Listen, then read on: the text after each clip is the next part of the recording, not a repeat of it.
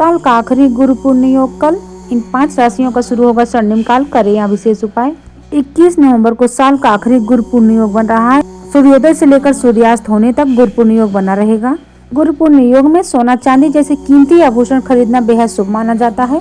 आइए जानते हैं कि गुरु पूर्ण योग किन राशियों के लिए बेहद शुभ माना जा रहा है। नंबर 1, मिथुन राशि। गुरु पूर्ण योग आकस्मिक धन लाभ लेकर आएगा। अचानक से आय बढ़ सकती है।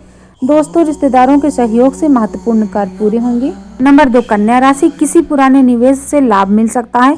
नई नौकरी की तलाश कर रहे हैं तो लोगों को शुभ समाचार मिल सकता है। कारोबार में भी मुनाफा बढ़ेगा। नंबर 3, धनु राशि। नौकरी पेशा लोगों के लिए समय बहुत अच्छा रहेगा। तरक्की और पदोन्नति मिलने की संभावना है। दाम्पत्य जीवन में मधुरता बढ़ेगा। स्वास्थ्य उत्तम रहेगा। नंबर 4, मकर राशि। आय में वृद्धि के योग बनते दिख रहे हैं। व्यापार में मुनाफा बढ़ने वाला है। छात्रों की एकाग्रता बढ़ने से पढ़ाई लिखाई में अच्छे परिणाम मिलेंगे।